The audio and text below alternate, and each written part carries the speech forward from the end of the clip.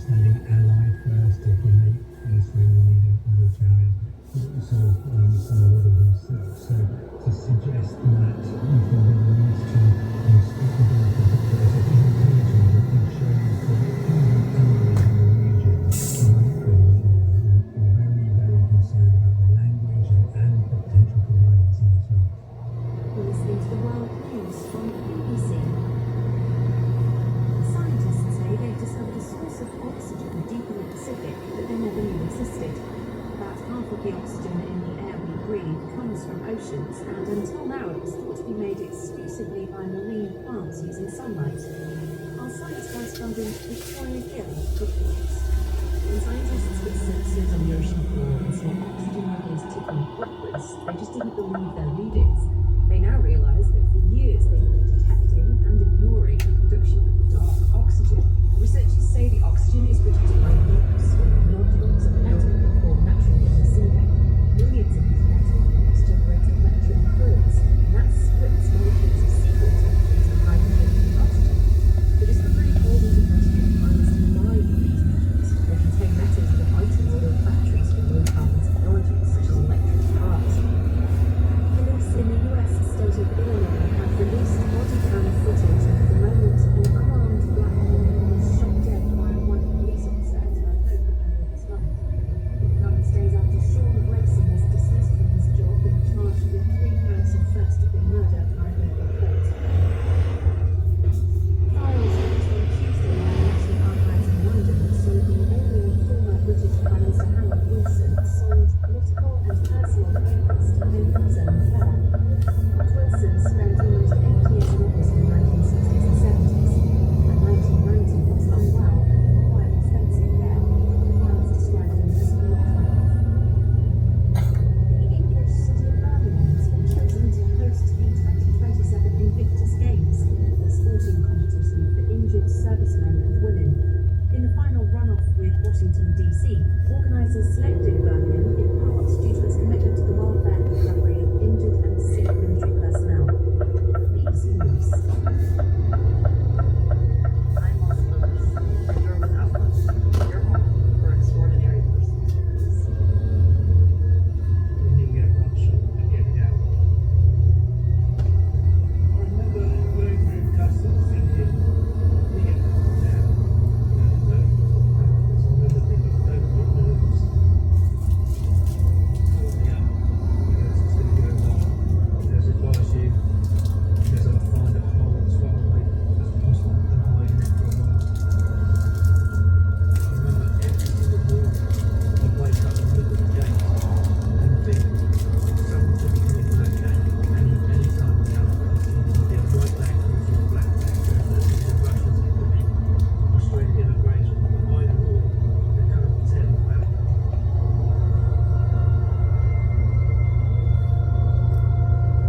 How far do you go to protect your family if you felt their lives were in danger? This man, Nick Stride from the UK, went further than you could ever have imagined. He and his young family would end up hiding out in the remote bush in northwestern Australia. They barely survived. They dodged snakes and crocodiles and learned how to hunt for food, all after exposing the secrets of one of President Vladimir Putin's closest allies and Russia's most powerful men.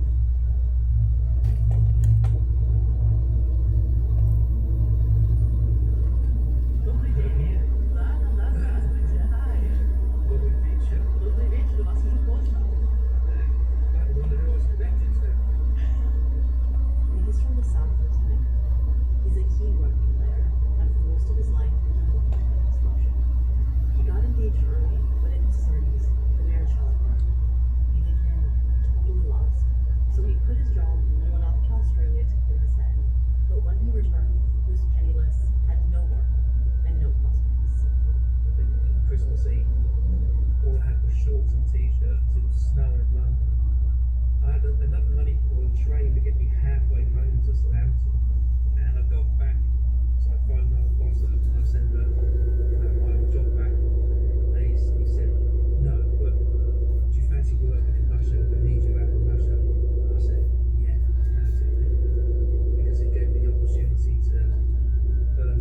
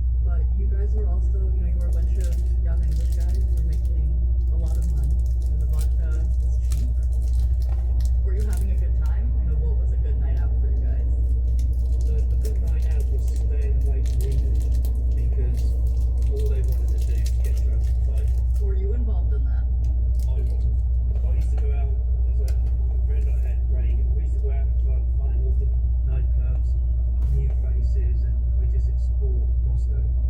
I didn't have too much contact with Russians, so I used to sit and try and learn 10 Russian words a day and then go out to the shops and try and practice them. How did that go? Like, if you mispronounce Russian words, they just look at you and they just kind of switch off, and then you end up like just pointing at things. Like going to a shop and it was so difficult just to buy food. And like, I remember the first time I'd done this, I was really pleased. I thought I bought like about a kilo of cheese, and I got it back to the apartment. I said, "Look at this! I bought cheese from a Russian shop," and it turned out to be lard. They do love lard in Russia. Did you eat it? It's good for you. No. On a little, yeah, a little lard. Right, my grandma loved it. Lard. Not for everyone. Since Nick's marriage ended, he wasn't really focused on getting into another relationship. But life had other plans.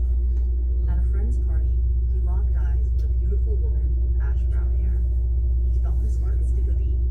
No passports were exchanged, just furtive glances and pages in a Russian-English dictionary. Her name was Lula.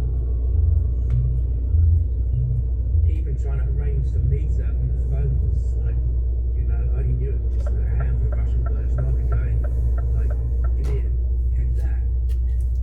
Where, when? And then that's how the first few weeks, you know, we'd go, but it was so enjoyable. And of course, having her, my Russian came a lot better, a lot quicker. You have this beautiful romance on you get married, and then you take her back to the UK, back to England. Then you have two children, Michael and Anya. What was life like for the four of you back in the UK? It was very tough for Lou, actually, because she was actually over 8 months pregnant when we left Moscow. It was really touch and go. We were desperately trying to get her back to the UK, and of course we couldn't tell anyone that she was pregnant because she wouldn't have been allowed to fly, but we were desperate to get her out of Moscow. And she was so 8 months I ended pregnant, and you couldn't tell Yeah. anyone. It's quite No. the thing to keep hidden. Lots of Well, like a big it's fur coat, maybe. She had a woolly jumper on, Okay. but she was actually really quite small. That covered it. I ended up going down with Mum's, and I remember saying to Mum, "This is Luda. Got some great news. You know, she's pregnant." And Mum's going, "Oh, fantastic. There's need to do this, need to do this." It's probably about 2 weeks' time now. And then there was all panic stations down at the hospital. But because she didn't speak English, and I know how difficult it is to live in another country, to have two young children so close together, she found it really quite difficult in the UK. But then another opportunity comes your way that kind of changes everything for your family once again. What was the offer this time around? So one of the managers that was working on the embassy, he was offered a big contract back out in Russia, and he eventually just turned up my doorstep. And he was like, "Nick, I found you." Oh, he turned up in person. Yeah, Wow. yeah. He said, "Look, there's an important client, a big client." Didn't say who it was at that stage. And it was looking like a 2 to 3 year possibly contract back out in Russia. He goes, you just got to be the one that does it. Of course, when I said to Luda, she was like just blown away and said, "Yeah, let's go back home." It was 2006 when they got back to Moscow. Nick's soon-to-be boss was a man called Igor Shuvalov, a lawyer turned politician, and an ally of President Vladimir Putin. At the time, Shuvalov was widely thought of as a liberalizing force in the Kremlin. But on site, he was just referred to as the client. What did you know of him? Nothing. Absolutely nothing. The first time I met him was on site. He turned up, he must have just been on television because he turned up in immaculate suit. You can see he had like makeup to make him look absolutely perfect.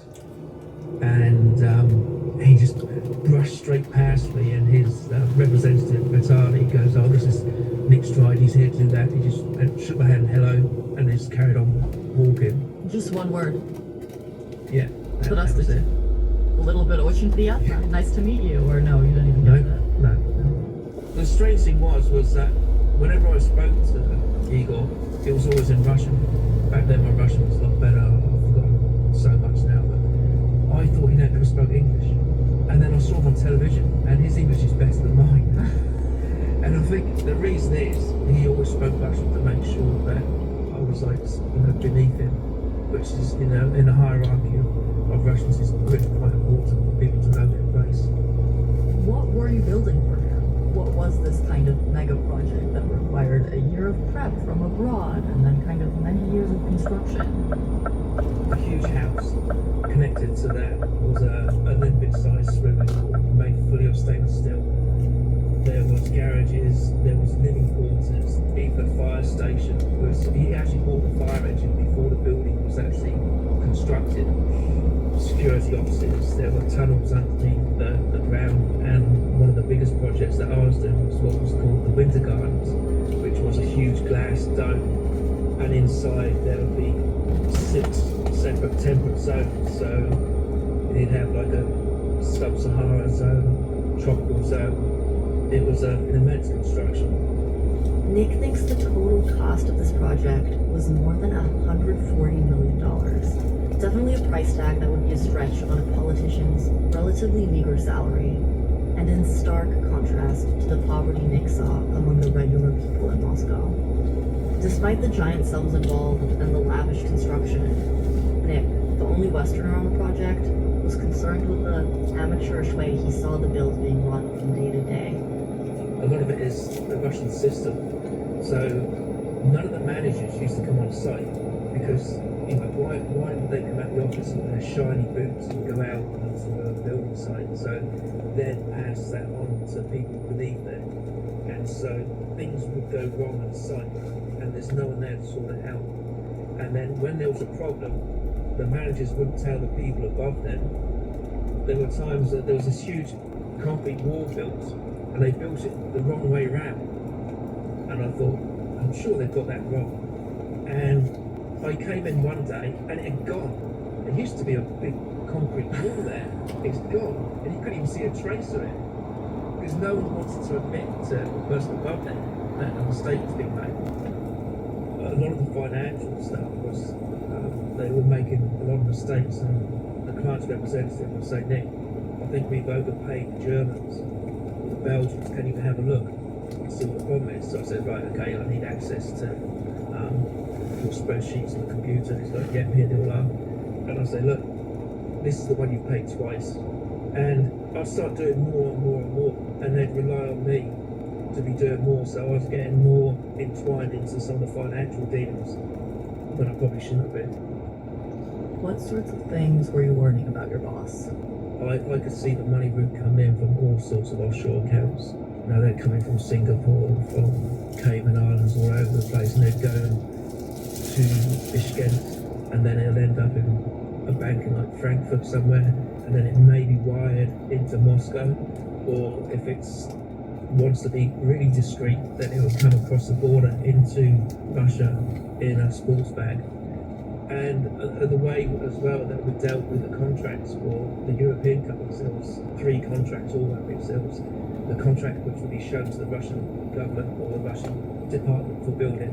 There'd be a contract which would be shown to the European tax office, and then there'd be the real contract, which is kept in a locked safe on site. The contract where the real money changes hands or goes to an offshore account. Nick was taken aback by what he saw around him, but he also viewed it as part of a corrupt system that left normal people without very many options. Russia, of course, had recently had to transition from a command economy to capitalism virtually overnight when the Soviet Union fell apart. This involved mass privatization, and with it came an ultra-wealthy crowd.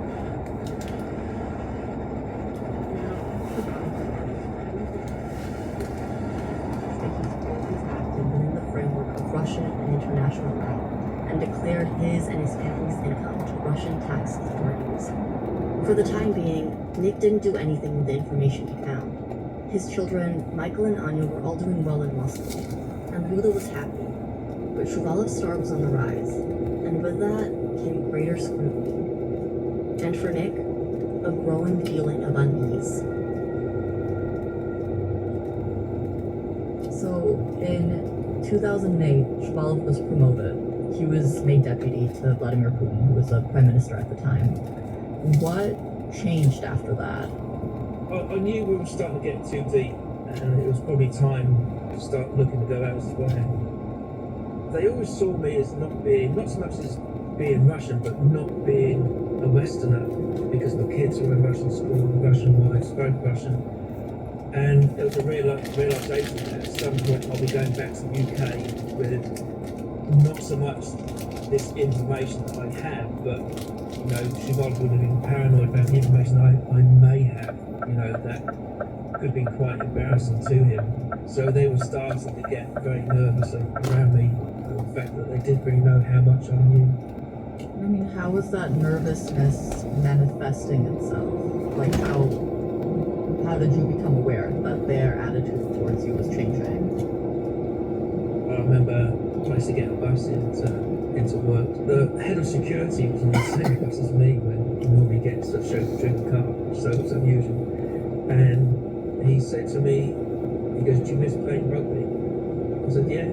He goes, "Do you miss playing number 12? So he knew my position that I used to play, so it was just their way of saying, you know, we know everything about me. Did you and Lula, were you able to talk freely at home? No, we never spoke about anything at home. I mean, I don't know if we're being monitored at home or not, but it's, you know, if there's a 10% chance we're not going to talk, so if we were going to talk about work, it would have been outside in the park somewhere. The stress and paranoia were ramping up. Imperceptible at first, then all-consuming. Nick didn't want to be part of a system he saw as corrupt. He wanted out, but his visa status was complicated. He was having to go back to the UK and renew every few months. But one day, protocol changed. I went to see the client's representative, Vitaly, and said I'm back to do a visa run. He just looked at me and he said, kids aren't leaving Russia, they're not going. And then I said to Lula, this is it now. We're just, our lives are completely being controlled by the Russians. And from that moment on, what did you realize you guys had to do? We had to get out. You know, we were looking at maybe going over the border into Ukraine and just find a way to get over there. But if we were stopped trying to do that would have meant the end. Nick and Lula talked it over and came up with a plan. Nick kept asking his superiors in Vain for a Russian passport so that no one would doubt his allegiance to the country.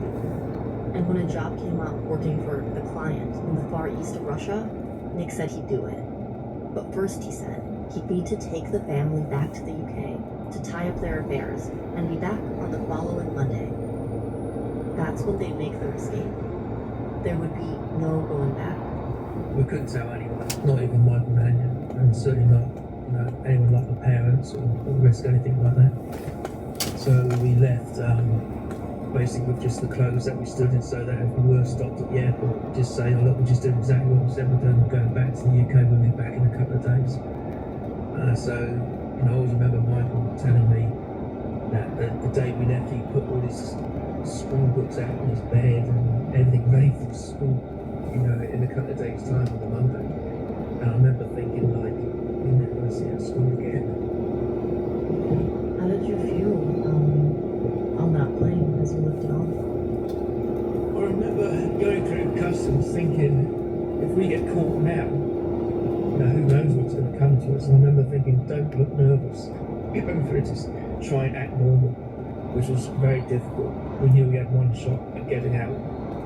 When we were on that airplane to the UK, we just thought, yeah, we've done it. You know, now we just got to make sure nothing happens to us. So when we got to the UK, I bought 4 tickets to Australia because the Russians are obviously going to be very annoyed that I left, and I want them to think I've just gone back to the UK. So when we got to London, we stayed there for 2 or 3 days until we managed to get a flight to Australia. And the reason going to Australia in the UK, I'd always be looking over my shoulder and I'd always be a threat to him. So our plan was just to go to Australia and just be as far away as possible. So you thought London, the UK, he had properties here. He and his people were going to be in and out of London. It wouldn't be safe. I certainly wasn't hanging about in the UK. I'm a nobody, and nobody's related up here. So no one cares, no one knows about it. The family kept the lowest profiles while they waited for their flights. No calls to family or friends. They holed up in a hotel near London's Heathrow Airport with only short trips to bring back food. Nick also had another side mission to keep the financial information he'd had access to safe. I just knew it was the right thing to take this information with me. I just copied a lot of information onto 3 different USB hard drives, and then I literally smashed the computers up and the hard drives inside the computers and dumped them. And I posted 2 flash drives off to what I knew secure locations, and I took 1 flash drive with me. It just seemed the right thing to do. For now, though, Nick wanted to get as far away as he could. He and the family landed in the subtropical heat of Brisbane on the 8th of October, 2010. But a day later, Nick received a phone call. And I didn't recognise the voice actually, but he seemed to know that that was it. I was gone, and he started swearing and threatening, and I just put the phone down. After about a minute, it rang back, and then he was going crazy. So I just took the phone off, undone the back of the phone, took the SIM card out, threw the SIM card away, and I said to Luna, that's it, no emails, no phone calls, we're just gonna forget about it. And were you able to shake that fear off? When you're in Australia, you're travelling around the coast, and you're that far away, it all felt so different, it all felt so new, and it was like my mind was just completely blocking anything really of my past out. So, for like 6 months, my care was with my family. So I didn't care about Russians coming looking for me. My care was to make sure that my kids were enjoying themselves, and that's what we concentrated on doing. But in March 2011, you decided to apply for asylum in Australia. Why? We're in Perth, and I said to Luda, this is it now, we've got to hand ourselves into immigration before the visa runs out, and we're just telling who we are, where we come from, what's happened, and we just put our lives in their hands. That was the option that we took, was to apply for political asylum. Immigration turned their application down. Nick says he and the children faced being sent back to the UK and Nuala to Russia, since she had overstayed her visa when giving birth in the UK. They would be split up. It would have been an absolute disaster, and we wouldn't have seen Luda again, and there's no way, could I go back to Russia, but they were determined to send Luda back to Russia. And this went on, and Luda just burst into tears. She didn't stop crying for a week. The future seemed dark, one in which the family couldn't count on staying together. Nick had to come up with a way out. The one he found would lead them to the depths of the Australian outback as the family went on the run. That's in a moment.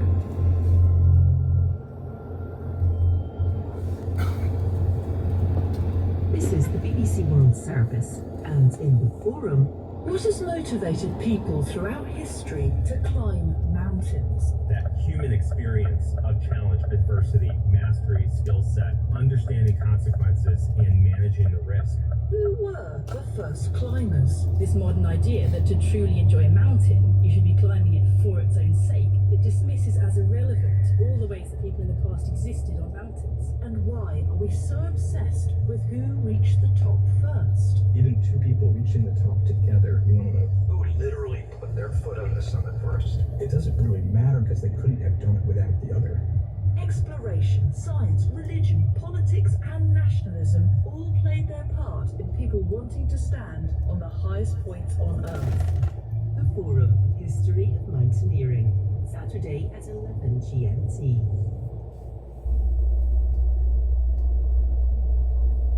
Next on Outlook, the Stride family heads down under. But to stay together, they're pushed to the extreme, camping out in the remote bush on the far north coast of Australia. It's amazing how quickly civilization unwinds when you're in that survival mode. Things like crocodiles or sharks in the water don't become important because you need to get fish going into the creek when we know there's going to be a croc in there somewhere. But you've got to do it. Bush tucker, crocs, and a fight for their lives after the BBC World Service News. BBC News with Danielle Yałowiecka. Kamala Harris has kicked off her bid to secure the Democratic presidential nomination, setting out her priorities for office. Speaking at the party's campaign headquarters in Delaware, she insisted she would win the election and accused Donald Trump of taking America backwards. Joe Biden called into the same event to make his first comments since dropping his bid for re-election on Sunday. The president urged Democrats to embrace Ms. Harris as their candidate for the White House and said he had made the right decision to step down. The Republican vice presidential nominee J.D. Vance has held his first solo rallies in the U.S. states of Ohio and Virginia. At both, he attacked the Democratic Party over Joe Biden pulling out from the race and coalescing around Kamala Harris. The founder of the South Korean tech giant Kakao has been arrested on charges of manipulating stock prices related to its takeover of the K-pop agency SM Entertainment last year. Kim Bum-soo has denied the allegations. Police in the US state of Illinois have released body cam footage of the moment an unarmed black woman was shot dead by a white police officer at her home earlier this month. It comes days after Sean Grayson was charged with 3 counts of first-degree murder. Researchers have found that chimpanzees in the wild take it in turns to speak, much in the same way humans do. By analysing hand gestures made by chimps in East Africa, the study showed rapid back-and-forth exchanges like a human conversation. Files released in Britain show the ailing former Prime Minister Harold Wilson sold political and personal papers to pay for his Alzheimer's care in later life. Lord Wilson spent almost 8 years in office in the 1960s and 70s. By 1990, he was unwell and required continuing care. BBC News. Welcome back to Outlook. I'm Aussie Fuchs.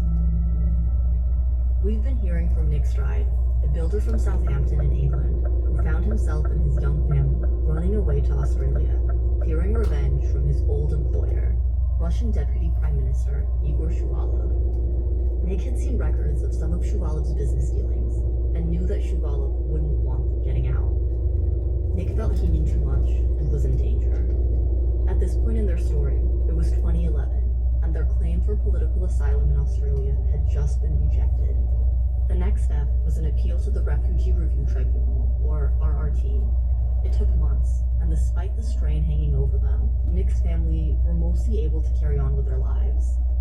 Nick and his wife Rula could work. They rented an apartment in Bunbury, south of Perth in Western Australia. Their children Michael and Anya were thriving at school, they were making friends, and Molly the dog completed the family unit. Meanwhile, Nick had been keeping an eye on what was going on back in Russia. He came across an article on Shuvalov by American investigative journalist and Russia expert Michael Weiss. I contacted him. I said, look, I might have some evidence that you'd find useful. What drove you to contact him? You know, Luda's family's in Russia. My friends are in Russia. And these politicians, they just take so much, you know, and I was actually part of that system. If my son was witness to a crime, I'd expect him to stand up for himself and do something about it. It doesn't matter who it is. That I knew, when I gave the information, I knew what it meant to my family. I thought I'd just let him have a look and see what he says. And he phoned me back and he said, Jesus, send me everything you got. And, you know, me and Luda, we had a huge long talk about it. And, you know, Luda never had any access to the information, only ever I ever saw it, but she was 100% committed to doing the right thing as well. So we decided to send the information, obviously not paid for anything, but just gave him the information and let him do what he wanted with that information. Now 2 parallel lines in Nick's life were running, set to converge somewhere down the track. The first, the information he'd given to Michael Weiss was going to come out, and even though he was using an alias, Nick had little doubt that Shuvalov's people would know he was the source. The other, the decision on their future in Australia from the asylum review. They waited, and then a brown envelope came through the mail. In the review tribunal, in their results, they actually said we had a justifiable fear of harm. And that is normally enough for immigration to grant us asylum. But they chose not to. Immigration Perth chose not to do that, and they said basically we got another 2 weeks to leave the country. Like Nick says, though the review agreed they had a justifiable fear of harm were they to return to the UK or Russia, they were told their case did not reach the threshold for political asylum. It was a crushing blow. It meant the family was facing being split up once again. Me and Luda, we drove down to a place called Back Beach. It was night time, evening time. We sat in the car and we just screamed. Didn't feel like there was anything else to do. And Luda turned around to me and said, "Promise me you won't let them take my kids away." And I promised her that wasn't going to happen. Nick was doing everything he could to keep the family together, grasping at straws, begging ministers to intervene. But they were running out of options. Then, a call from Michael Weiss. To Nick, it was like a starting pistol. He goes, "It's going to go live." I don't know what the fallout was going to be from the Shuvalov camp. He goes, "If I was you, I'd find a hole as far away as possible and hide in it for a while." After you get the call from Michael, you guys don't waste any time. You hit the road early the next morning. Where'd you guys go? Our only plan was just to find that hole in the furthest place away, and the furthest place we knew was going to be somewhere north of Broome. You know, that the place is one of the remotest places on the planet, let alone Australia. So we just packed all our gear, put the dog in the back of the trailer, and we just set off. It was a tremendously emotional occasion for the kids to leave their friends. They couldn't really say goodbye. But I was probably the only one that knew at some point it would be the part where we were that day leaving. I knew it couldn't go on forever. And so in October 2014, Michael Weiss published his piece in Foreign Policy magazine, using the information Nick had passed to him about Shuvalov's financial dealings. Under the headline, "The Kremlin's $220 million man," he wrote, "Igor Shuvalov, Russia's deputy prime minister, is supposed to have the cleanest hands in the Kremlin. So where'd he get $250 million? It made a splash, but Nick and his family didn't hang around to see the fallout. They packed their tents, as many bags of rice and beans as they could fit in their car, and headed north to hide in a remote corner of Australia, the sparsely populated Aboriginal lands on the Dampier Peninsula." So what was the atmosphere like in the car? It was pretty dire, and he was crying. It took about 5 days to drive. We got to like a free camping place called Quondon Point, and we set up camp. We lit a fire. It was like, now we're on the run. We don't have to think about immigration. We don't have to think about the Russians. We can just be us. And it was like suddenly being free. What did it look like there? You know, paint a picture of the surroundings. Beautiful red pindan sand, really deep colour sand, and the ocean's like beautiful clear turquoise. It's paradise, but my God, it's got some dangerous things around it. And there was so many snakes there. I've never known a place with so many snakes. How were the kids' survival skills? I mean, they knew about, like, especially with Annie, not to touch too many things. I mean, when we first got to Australia, Annie would be trying to climb trees and like trying to pull spiders and all sorts. She just had no fear of animals whatsoever. You know, she trained Molly. She's like a dog whisperer. But when you live up in something like the Dampier Peninsula, there's heaps of things that are dangerous, whether it's scorpions, redback spiders, several different sorts of snakes that, you know, are some of the most dangerous in the world. I mean, how was Luda coping? She's like a Moscow city girl. Must have been very new. She loved Australia, actually. She loved that wildness, but she kind of left it to like me, Anya, and Michael to do all the foraging for fish and food. They moved on from the campsite to an Aboriginal community in the far north of the peninsula. They got work building dongas, small huts for some of the elders. it's a real wild place. I mean, the tides up there, like 10, 11 meter tides. It's crazily, amazingly beautiful place. And the Aboriginals, they didn't care where you were from. You know, we were welcomed by just about every family or person that we ever came into contact with. And we kind of got settled there. We had food. We also had pigs, goats, ducks, guinea fowl. So we're pretty much self-sufficient. But that hand-to-mouth existence and the isolation eventually started to take its toll on them, particularly the teenage children. They'd moved around these places in the bush for 3 years, and it was hitting Anya the hardest. Anya was getting worse. She had no sort of interactions with children her own age. Same with Michael. There was no schooling. We tried to homeschool, but it was very difficult.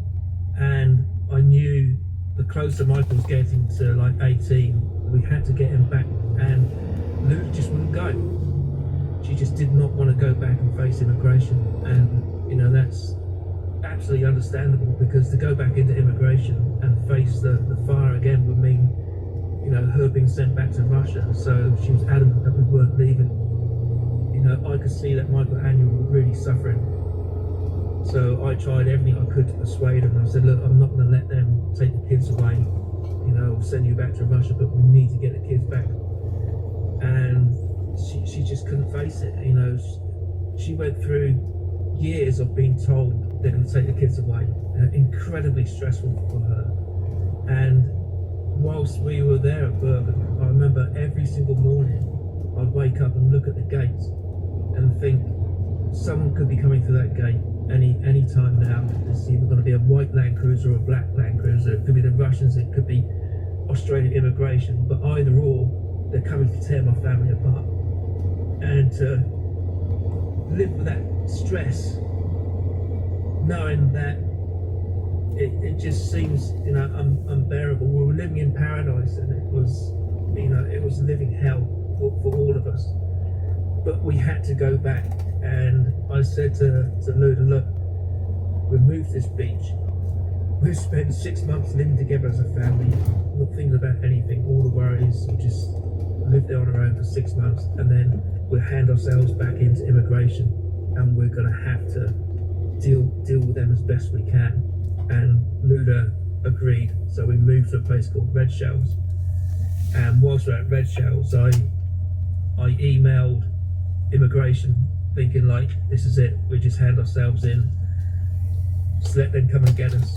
And I actually gave them the exact longitude and latitude to where we're going, just in case they got lost on the way to find us. And we thought we'd just be there for a week, 2 weeks or something, but they just never emailed back. And we're actually on that beach where there's nothing, and I certainly didn't think that we'd be fighting for our lives on that beach, because we were taught so many things by the Aboriginals about fresh water, about how to hunt with spears and what to eat in the bush. We just didn't expect it to go on for that long. One morning, after 5 months at the beach, just as Nick had feared, a truck rolled up. But it wasn't what they thought. And this old couple got out, and they come walking over. He actually was eating a bit of chicken, and he threw it to Molly. And I remember thinking, like, man, I'd have eaten that chicken. There was like tons of meat still left on it, and we must have looked so, by that time the pindan sand and dust is so fine it impregnates your skin, and we looked red and orange, and all our clothes were just in tatters by then, because there were no other clothes. And he just took one look at us, and he said, do you want to come over for a barbecue? And we went over to his place, and he was chatting away as if, well, it's a great place, and we ate beef burgers, and I just thought, just got to get out of there. You don't realise just how low, you've gone, so you can actually see what real life is about. It's amazing how quickly civilization unwinds when you're in that survival mode. Things like crocodiles or sharks and water don't become important because you need to get fish, so you start taking more and more chances. It took way too many chances. When sometimes me and Michael now when we talk back and we go like, there's no way would I ever do any of the things that I've done before. Going into the creek when we know there's going to be a croc in there somewhere, but you've got to do it. And so when this guy turned up, it was just like a huge wake-up call. You know, we're in the wrong place. Yeah. And so in November 2017, you turned yourselves in to the Australian authorities. You know, what did they say to you guys? It was just exactly the same again, you know, and it just destroyed Luda. Lula's mental health drastically deteriorated, and their marriage crumbled under the pressure. Years on the run, years of living in fear had left their mark. It felt like everything they'd done to try to save the family had somehow ended up backfiring, tearing them apart. To see your family just break up in such a horrific way, I thought I was doing the right thing. I mean, I know I've made loads of mistakes, but it was always to stand by my family. So now we were torn apart. After everything they'd been through together, Lula and Nick just couldn't make it work. In a cruel twist of fate, the ordeal had splintered the family, irrevocably. Lula continues to seek asylum in Australia, but now her family aren't with her. Nick had to turn his attention to protecting his children and salvaging what future they had left. One by one, over a period of years, Nick, Michael, and Anya managed to find their way to New Zealand and throw themselves at the mercy of immigration officials. I'll never forget that day. I walked in, told them who we were, they knew us, and the first words were, "Are you okay?" And Immigration New Zealand was actually stricter than Australia, but at every single point they were more concerned about my welfare, the mental health, Michael's, and their concern for Anya. If it ever looked like things were getting too tough, even in the court, just say, "Stop, are you okay?" And after, I think it was about a year dealing with immigration, New Zealand gave me full political protection under convention grounds. What did that feel like, Nick, after all of those years? It felt like someone was listening. All we wanted to do was stay together as a family. And finally, in New Zealand, someone actually seemed to get it. How are Michael and Anya doing now? Really, it's taken Anya a long time. Understandably, she's had so many issues with anxiety, but I actually bought her a little Australian Kelpie puppy to give her something to look after, give her some meaning. That was like an enormous help to have this little puppy running around for her. And you know, we're probably she's about a year and a half living in New Zealand. We all live together.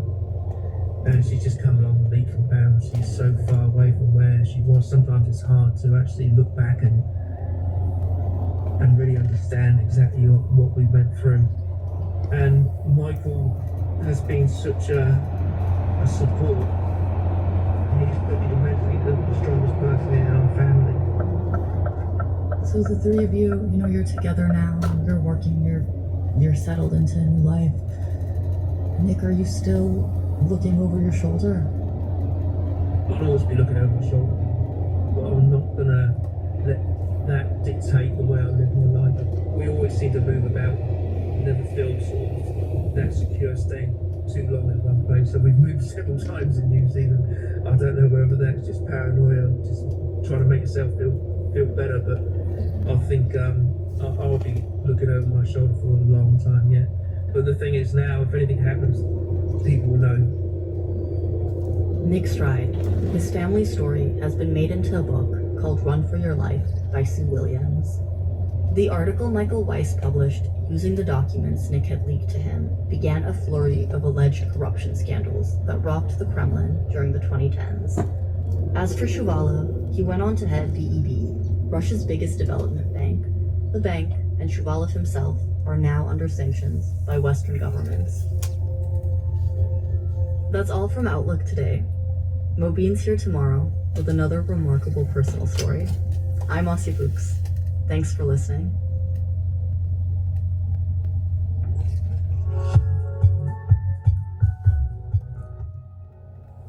World Service and now witness history with me, Rachel Labour. I'm taking you back 100 years to the last time Paris hosted the Olympics. I've been delving into the BBC archives and listening to interviews with two British medalists. It's summer 1924, and 24-year-old sprinter Harold Abrahams from Bedford, England, is getting ready for his second Olympic Games.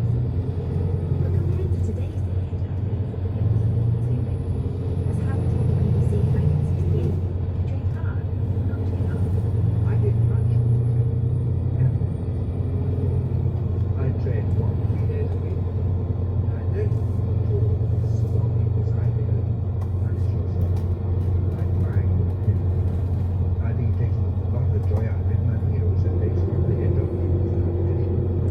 You won't mention it, but I know one great athlete who's been running on the training ground. As the son of a Jewish immigrant, Harold was an outsider in the aristocratic world of athletics and felt he had something to prove. I attached so much importance to my athletics as a means of demonstrating that I wasn't inferior. This played a very big part. I think one exaggerates it, but wasn't certain things. I was certain not now. But I was so bent on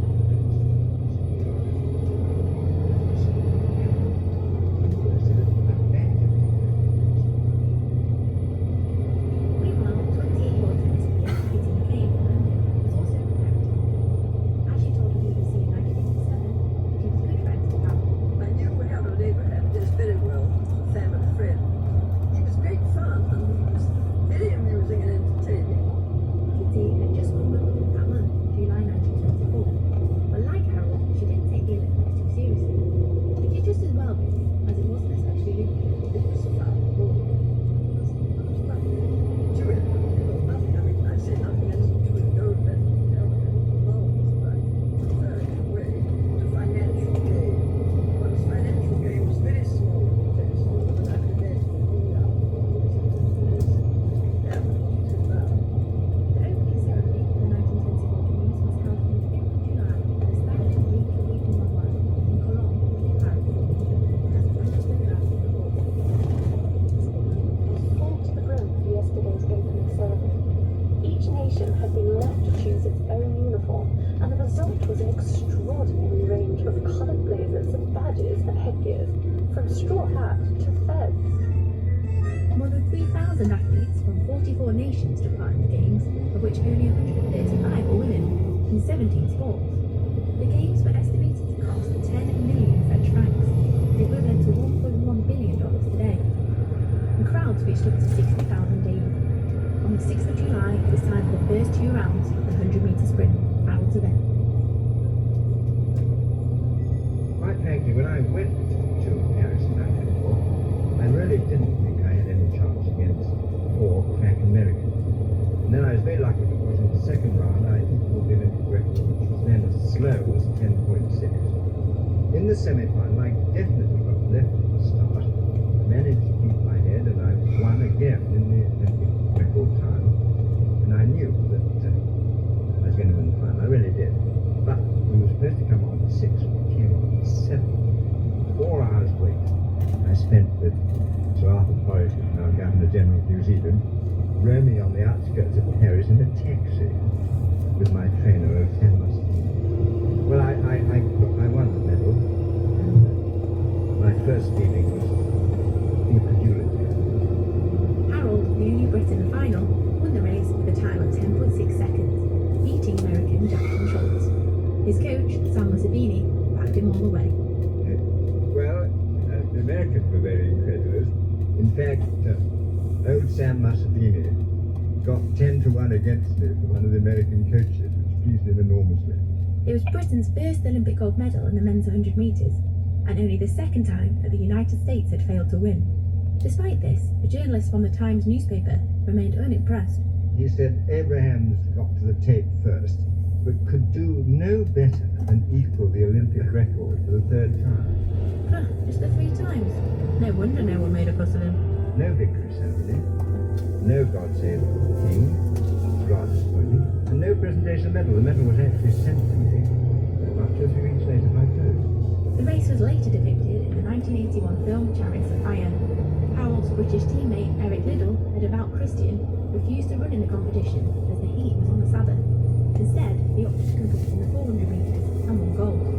Harold also won a silver medal in the 4x100 metre relay. In 1924, women were only allowed to compete in diving, swimming, fencing and tennis, where Kitty was competing in the women's doubles. She enjoyed the whole experience, apart from the actual matches. 1924 was a very enjoyable event, except for the tennis, which somehow came what I call a bit unstuck. The men, I believe, complained a lot about their changing rooms, the towels and things like that. And we complained because we went back after our midday lunch to change for the final of the ladies' doubles. We couldn't get in to our dressing room. And so we went to the referee and said, we can't get in, we haven't got some clothes. So he went to somebody else and said, we want to get into the ladies' dressing room. Nobody had a key. And the femme de chambre, which I believe is what you call in Paris, was having her lunch, you see, and she had the usual 2 hours off, which all French people have. That means normal. She turned up at 2 o'clock when we were supposed to be on court starting our match. So the final started half an hour late. Despite the delay, Kitty won a silver medal in the women's doubles, alongside her partner Phyllis Couple, beating their French rivals. I played with an English lady who was a great athlete, and she was a very good tennis player, and she was one of the few overhead servers and volleys before the First World War. There weren't very many of them, most of them served underarm and hit underarm. And we played several rounds. What was very pleasing for us that we did beat Suzanne Longmore with her partner, who of course wasn't as good as she was. Kitty also won bronze in the women's singles. Coupled with her freak on the 1920 Games, this made Kitty the most decorated Olympic tennis player ever, with her record only being beaten by Venus Williams in 2016. The closing ceremony of the 1924 Olympics took place on the 27th of July. The United States won, winning a total of 99 medals, 45 of which were gold. Hosts France came third and Great Britain fourth. A year later, Howard broke his leg while long-jumping, ending his athletic career. But he wasn't too bothered. It was an enormous relief. One of the difficulties that any athlete has when he's got to the top is, do I stop or do I go on? The sensible people stop, because after all, there's only one way, and that's down. Was I going to go on till 1928 and defend my Olympic title? Or was I going to give up? Now, I hate having to make decisions on those things, but I've learned this experience that if you wait long enough, if you haven't got to make up your mind on it, don't do it before you need, because you may then find yourself having taken up an entity you've got to stick to it although it's wrong. And I felt an enormous relief that I was going to get a lot of sympathy. Everybody was going to say, whoa, what wouldn't he have done if he'd gone on? I enjoyed beating him, probably too much. Harold Abrahams went on to become a broadcaster and commentator for BBC Radio. He died in 1978, aged 78. Kitty went on to win Wimbledon again in 1926, before retiring from tennis in 1934. Kitty Godfrey, as she was later known, died in 1992, aged 96. This episode of Witness History was made and presented by me, Rachel Lane. This is the BBC World Service, where Susan Wilson is searching for the truth behind the world's largest gold hoax. They sold a $6 billion gold discovery to the world. Creation, find the one we all hope to find. But there was a problem. You see, the gold, well, it didn't exist. There's nothing there. The $6 billion gold scam, Wednesday at 12:30 and 21:30 GMT. Or listen to the whole series now, wherever you get your BBC podcasts. In half an hour, we're in the studio. We made Italian chef Massimo Bottura to drink cappuccinos. This is the real cappuccino. Sample 3 Michelin-star delights. That's amazing, Marco. And get inside his artistic mind. Art is inspiring me. Art is opening doors. Walk into that door. This is the BBC World Service, the world's radio station.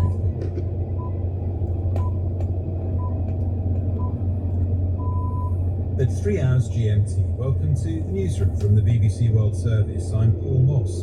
A survey of Democratic Party delegates suggests Kamala Harris will be their presidential candidate. She's launched her campaign with a blistering attack on the man she'll face. Fraudsters, cheaters, I know Donald Trump's type. Meanwhile, the attempted assassination of Donald Trump is now the subject of a congressional hearing. The Secret Service's solemn mission is to protect our nation's leaders. On July 13th, we failed. 1,000 or so kilometers south of the US, we hear about another deeply polarized election on the way. In Venezuela, and we hear from Keanu Reeves, actor, musician, and now novelist. Plus,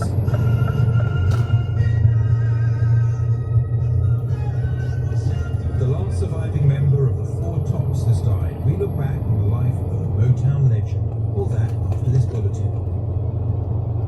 This is Danielle Yawowiecka with the BBC News. Hello. The US Vice President Kamala Harris has secured the support of enough delegates to win the Democratic presidential candidacy just more than a day after Joe Biden stepped out of the race and endorsed her. She is now expected to be officially confirmed in a roll call vote in early August. Earlier, Ms. Harris kicked off her campaign, telling cheering supporters in Delaware that she would take the Democrats to victory in November's election. Here's our North America editor, Sarah Smith. Ms. Harris pledged to unite the Democratic Party, and she started making a case as to why she was the best person to take on Donald Trump. She said in her previous roles as a courtroom prosecutor, she had taken on predators who'd abused women and fraudsters who ripped off consumers, and that she knew Donald Trump's type. The Republican nominee seems deeply frustrated that he's no longer running against Joe Biden, calling to be reimbursed for the money he'd spent fighting the president. Ms. Harris has received a record amount of donations in the last 24 hours, over $81 million. Addressing the same campaign event, President Biden expressed his full support for Ms. Harris. In his first comments since his announcement that he would no longer seek re-election, Mr. Biden urged all Democrats to embrace the vice president.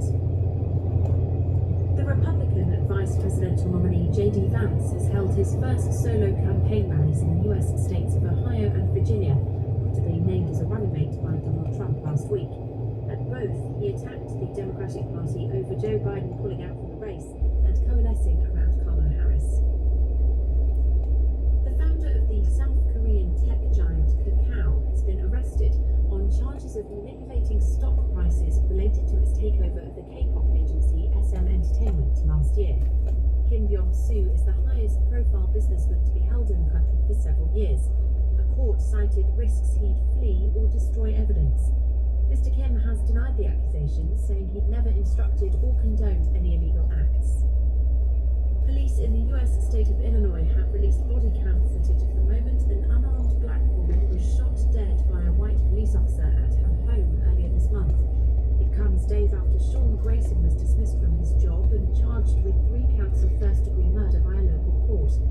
The footage appears to show Sonia Massey move a pot of boiling water from the stove at the request of 2 officers before she was shot.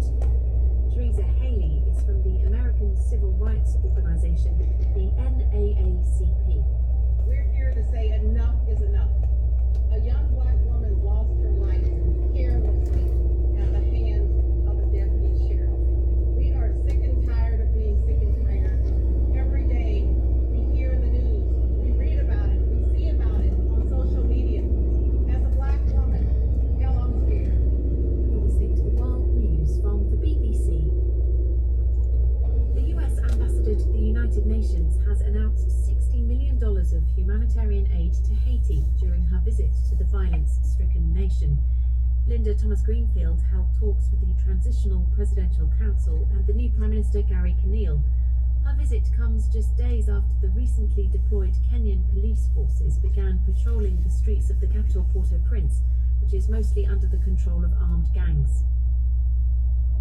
Files released by the National Archives in London show the ailing former British Prime Minister Harold Wilson sold political and personal papers to pay for his own care. Lord Wilson spent almost 8 years in office in the 1960s and 70s. Sandra Berg reports. By 1990, Lord Wilson was unwell, required expensive care, and according to the files, was not well off. His former secretary, Lady Falkender, set out to raise funds by selling his personal and political archives. A Canadian university in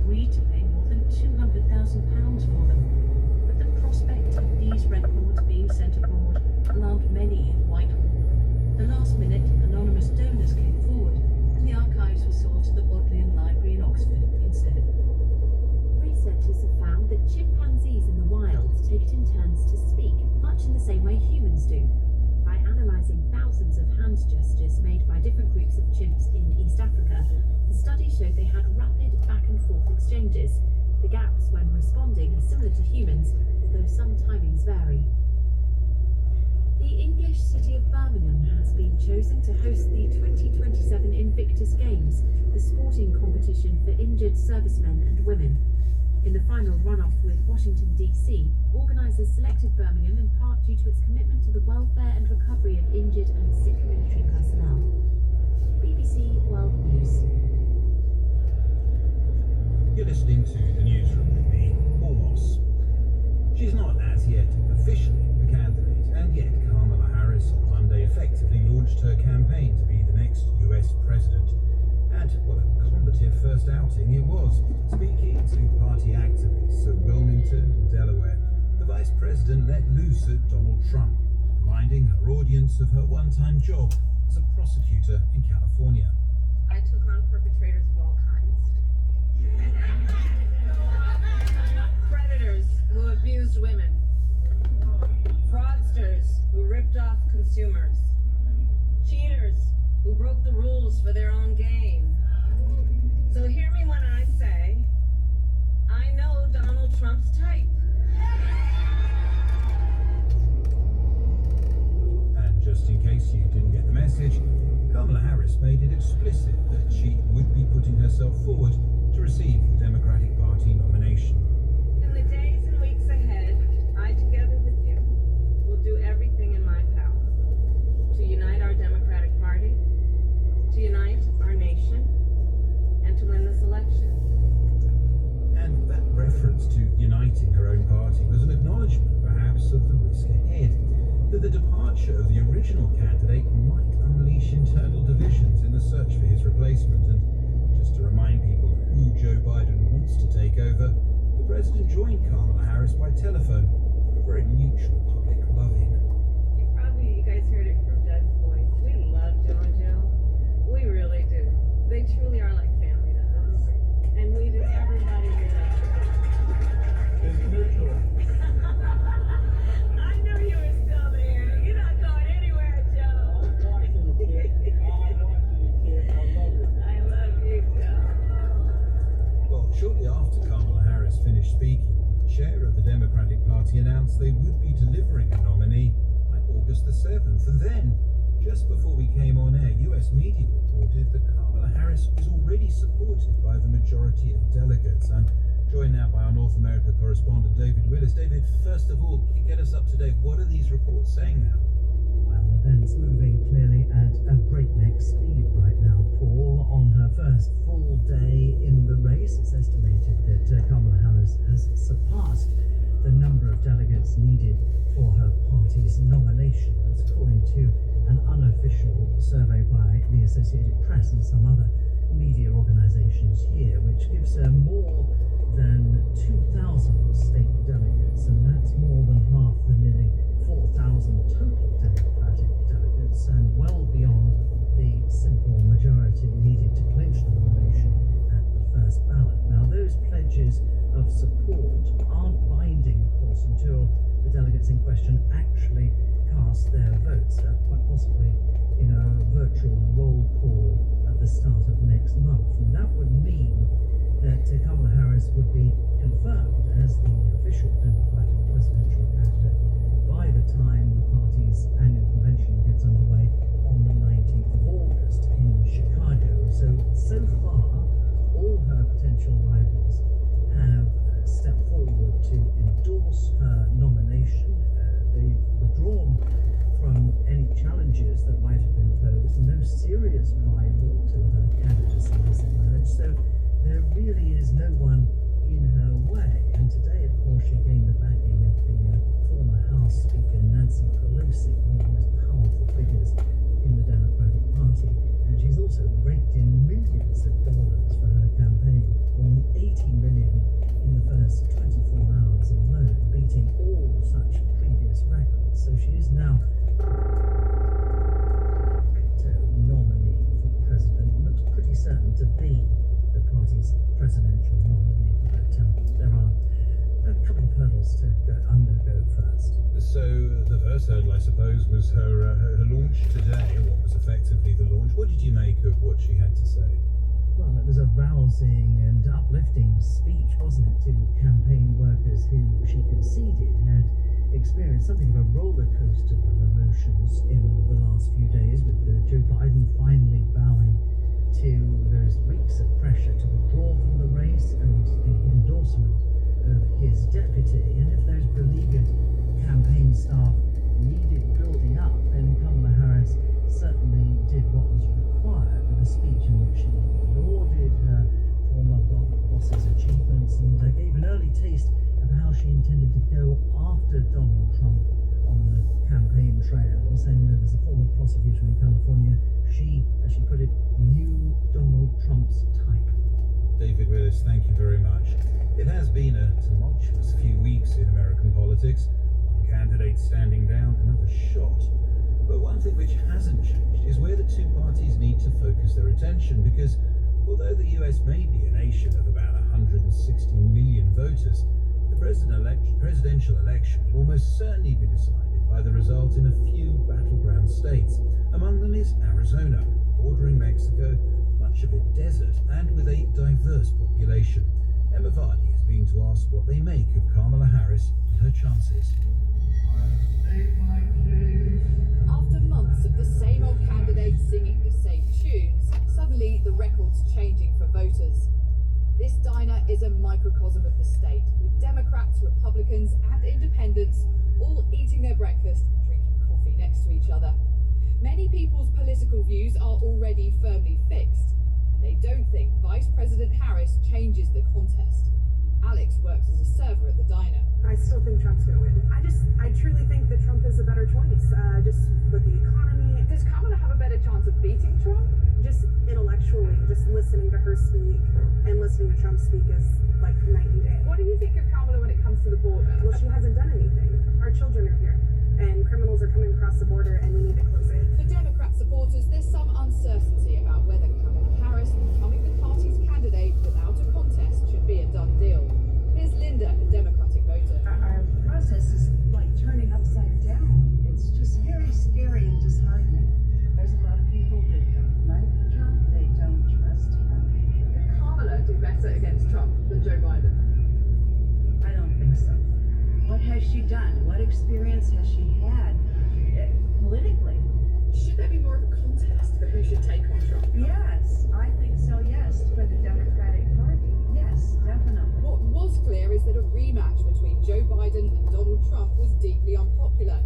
Biden pulling out is the latest twist in this historic race, and there's still plenty of time for more surprises to come.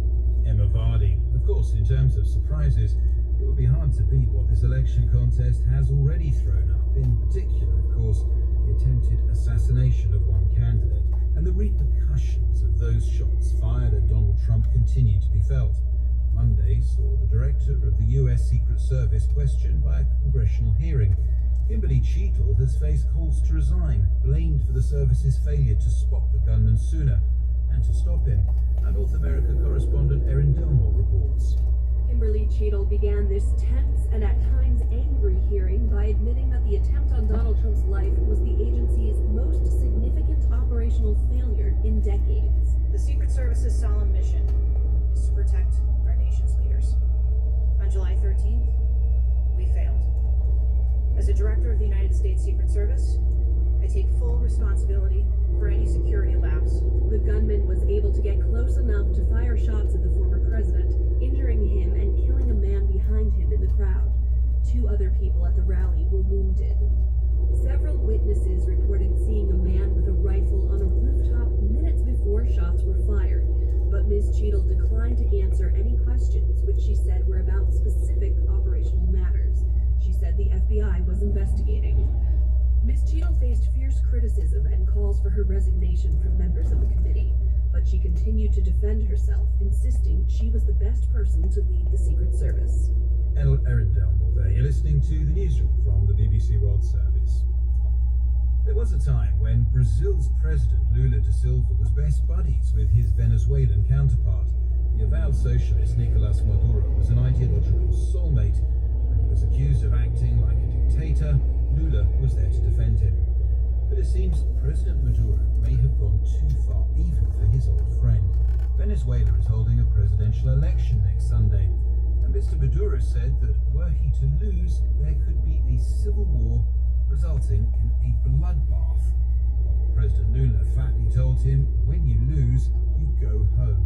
His stern words are just one side of how much is at stake in this election, according to our Latin America correspondent, Will Grant. There is a good chance that the ruling party, the United Socialist Party of Venezuela, could lose, and could lose by such a significant margin that it would be very difficult and complicated to claim victory.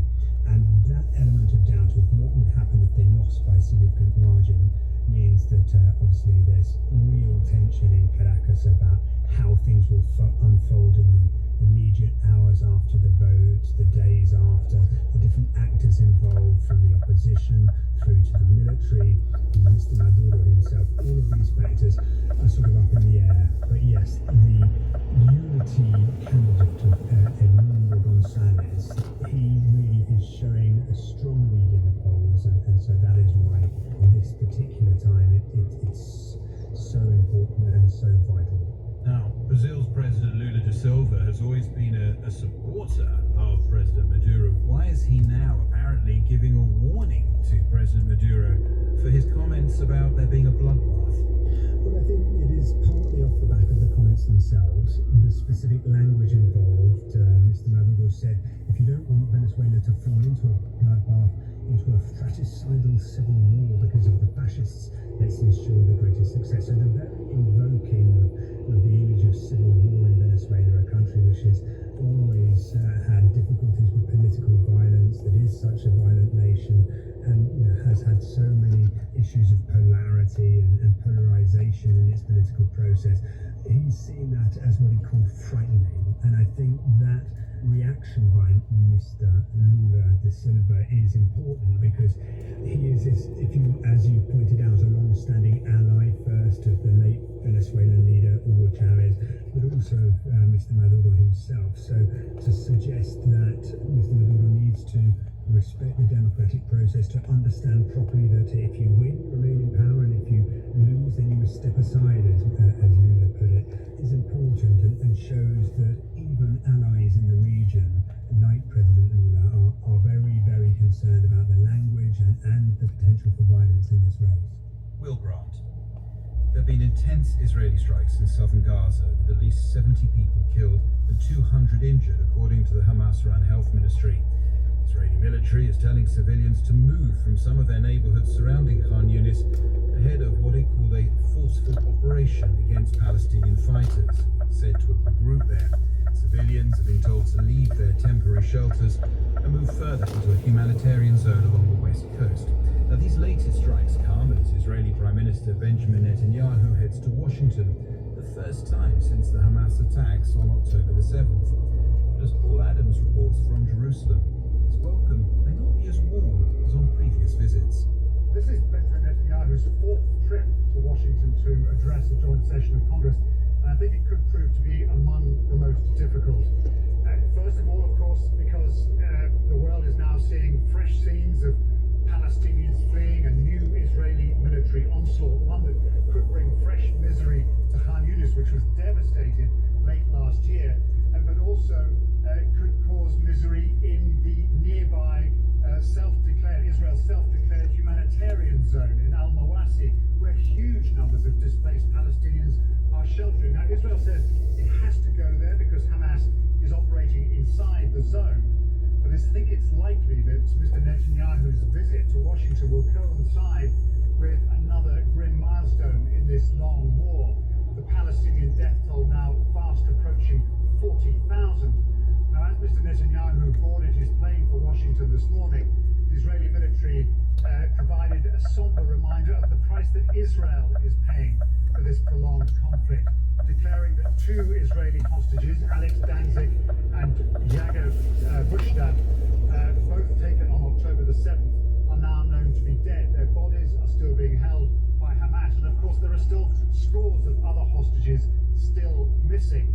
Now, Mr. Netanyahu, in previous visits to Washington, has been treated as something of a hero, but I think this time is going to be